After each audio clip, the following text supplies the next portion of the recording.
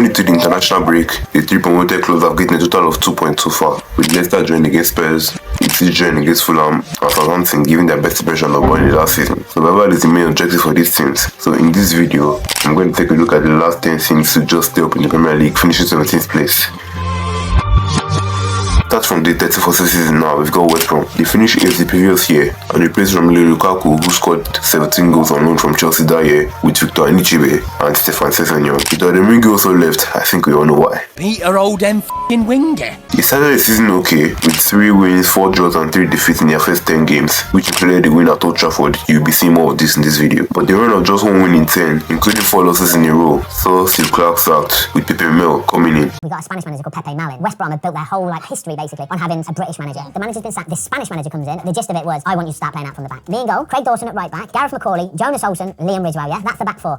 We ain't trying to play out from the back, yeah? That ain't even a thing, right? That is not even a thing. Straight away on the training pitches. Let's start with the goal kick. Ridgewell, Dawson, stretch the pitch out. The other team has to just press us, try and stop us from doing it. Couldn't get out. We still had the same assistant manager, Keith Downing. We had to go to the manager, and we had to go to Keith, and we had to go to Dean and say, this isn't working. We cannot do this anymore. At this point, we have to say, right, Keith, you are going to have to revert to doing it the way that we know best. So he would basically jump and be a joint manager with Pepe Mel. Pepe Mel would be the face of it. Keith Downing would take the training sessions and instruct everything. We ended up winning a load of games, managed to stave off relegation. That is one of the only times where I've seen it where we've had to actually go, we're not going to play that style of football. So what Ben Foster means by one little of games is that they won 3 in 18. But to be fair, he has a point, like, why are you trying to play from the back with Craig Dawson and Gareth McCauley? Saido Berena had the breakout campaign, scoring 9 goals in all competitions. Oh, and yeah, he also signed Nicolas Anelka, and God knows what happened to him. Moving on to the 14-15 season now, we've got Aston Villa. Remember when Aston Villa were bad? They started the year very well, winning 3 and drawing 1 of their first 4 games, leaving them second. But from game week 5 to game week 27, 2 wins, 6 draws, and 15 defeats. Paul Lambert getting sacked after a 2-0 defeat versus Hull, and Tim Sherwood coming in. And a run of 5 wins, 1 draw, and 5 defeats in their last 11 games, which included the 1 win against Spurs, saw them stay up on 38 points, with Christian Benteke scoring 15 goals. Yeah, there's so many to the FA Cup final too. Into the 15-16 season now, we've got Sunderland.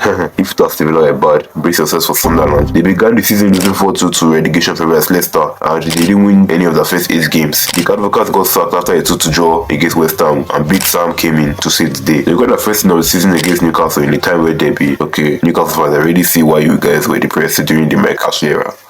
Sorry. But they won just 3 of their first 19 games with 12 defeats, which included a 6-2 defeat at Everton. Arunakoni scored a hat-trick against you guys. How? They were 19th entry 2016, but then a combination of good January signings and a good run of form saw them lose just 4 of their last 19 games, drawing 9 and winning 6, which included wins against Man United, Chelsea and Everton, to finish 2 points ahead of Newcastle United, with Jermaine Defoe scoring 15 goals. Leicester City, by the way, they didn't go down, and let's talk about Andrew. Oh yeah, and by the way, Aston Villa also got relegated in this season. Into the 16-17 season now, we've got Watford. This team went as bad as the previous 2, but still, they started the season pretty well, winning 5 and drawing 3 of their first 12 games, which included a 3-1 win against Man United, a 4-2 win against West Ham, a 2-1 win against Leicester, and they were 10 minutes away from beating Chelsea. They then had a bit of a dip form before beating the likes of Everton, Arsenal, and having an entertaining 4-3 defeats to Southampton. And by game week 32, after beating Swansea 1-0, they had already reached 40 points, waiting for them to lose their last 6 games, conceding 16 goals in the process, and Watamazari got sacked after 1 season. 17 season now, we got Southampton.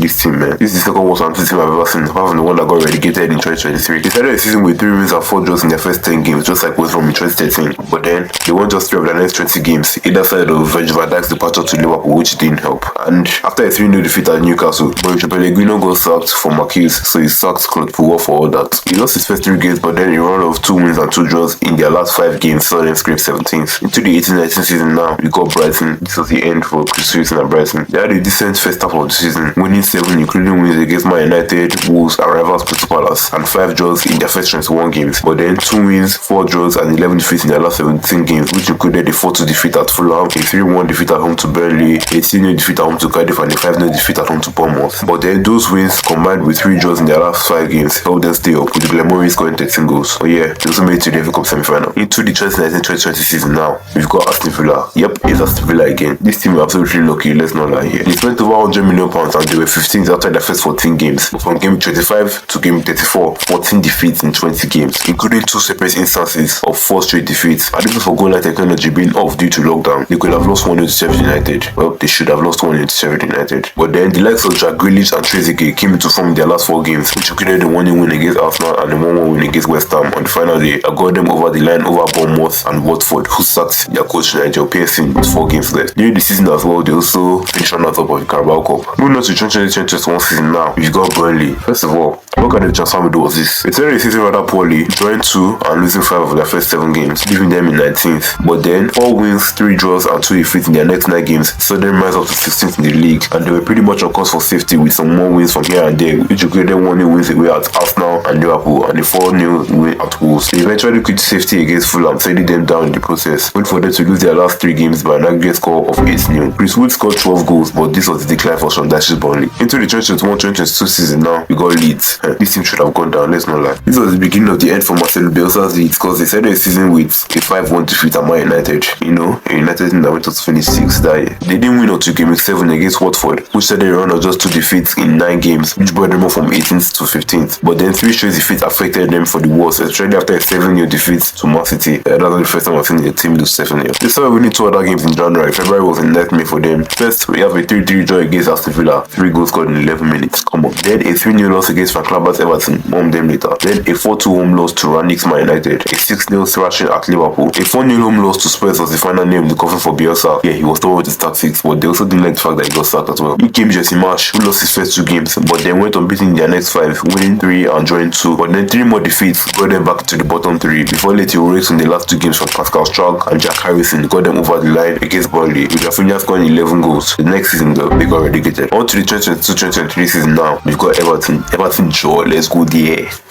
They started the season with 2 defeats against Chelsea and Aston Villa, but then went on a run of 4 draws in a row before winning the next 2 games against West Ham and Southampton. They now went on a run of 1 win in 12, which included 9 defeats, even against out-of-form teams like West Ham and Southampton, which got Frank Lampard sacked. In came Sean Dyche, who won his first game in charge against Arsenal, but then he also went on another run of 1 win in 12 until a relegation 6-pointer against Leicester City, which they drew 2-2. But it was the next game that shocked everybody. They came away against a high-flying Brighton side. Brighton just got 6 past Wolves the previous game week. Everybody was expecting Brighton to breeze past Everton, because they already did that in January. But then Everton, they're hoping to grind out a result or at least get a 1-0 win. They were 3-0 up at halftime. They went on to win the game 5-1, which was one of the results of the season. The final day win against Bournemouth got them over the line 2 points above Leicester to stay up. Moving on to the 2023-2024 season now, we got Nottingham Forest. At the point I actually wanted them to go down, but still, that team is still good to go down. So that's the end of the video. If you guys made it this far, you have tried. I'm thinking of making this a series, so if you want to see me make any videos like this regarding any other position in the league, comment down below. Thank you guys for watching. Like and subscribe, and also follow my other socials as well. Check out my designs on Instagram and TikTok. They are back. And I'll see you later. God bless you and goodbye.